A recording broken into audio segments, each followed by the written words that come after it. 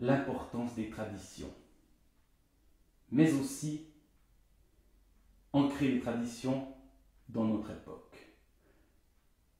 Je suis allé hier soir assister à un événement extraordinaire, hors du commun, unique au monde sans doute. Je suis allé à la fête des vignerons. La fête des vignerons, le nom au départ, ça sonne assez pompier. La fête des pompiers, la fête des vignerons, la fête des plombiers. Mais la fête des vignerons, une fois tous les 20 ans, ça n'est pas juste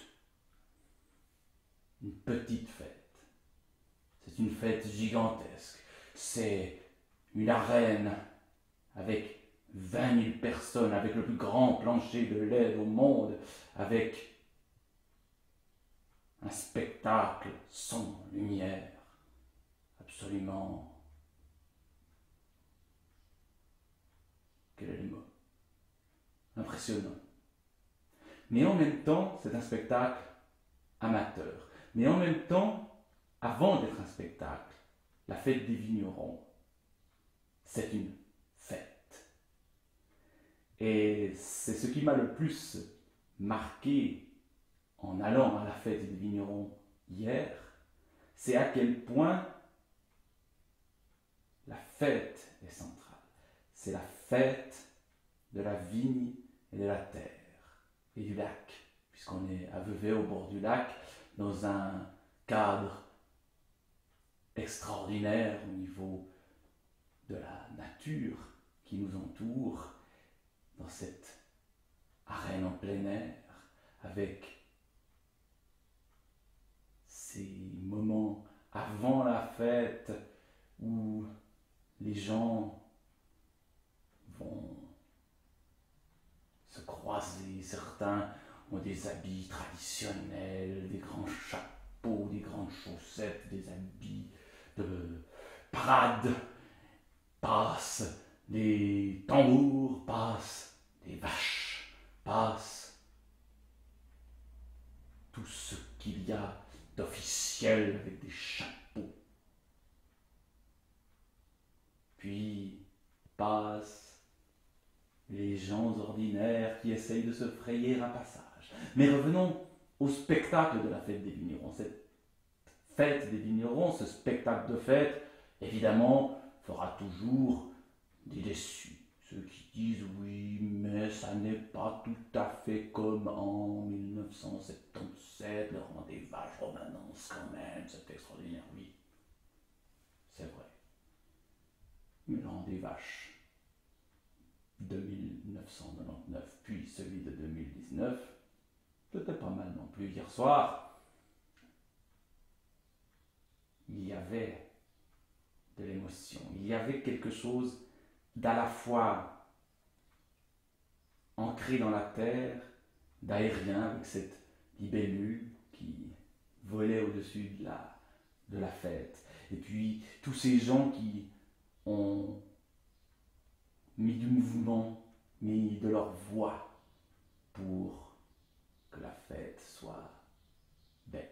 Et ça, au-delà de toutes les petites critiques qu'on peut faire, oui, la musique était un peu kitsch, oui, parfois les lumières LED sur le sol, c'était, comme on dit en bon français, too much, mais il y avait cet esprit d'une tradition qui s'ouvre au monde, d'une tradition qui est consciente qu'elle est d'ici, mais qui est consciente que le monde entier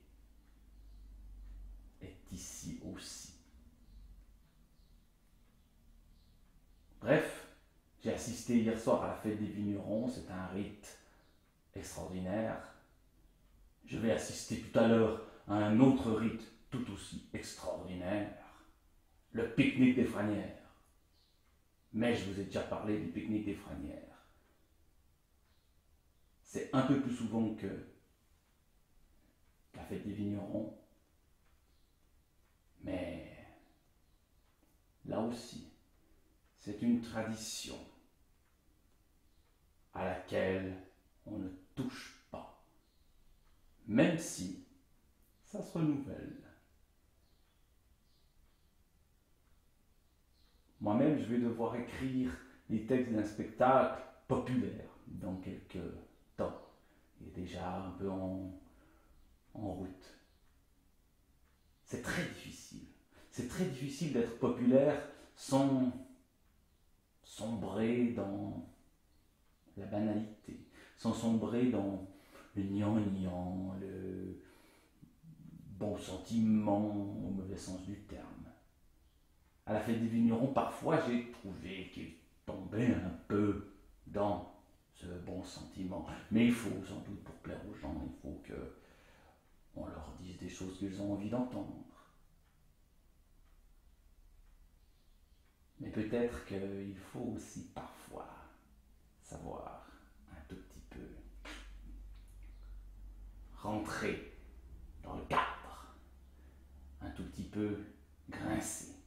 C'est peut-être ce qui manquait un peu à cette fête des vignerons.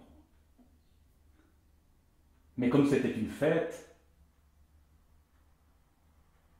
on a préféré l'aspect festif, le carnaval, les couleurs, la musique légère et le vin.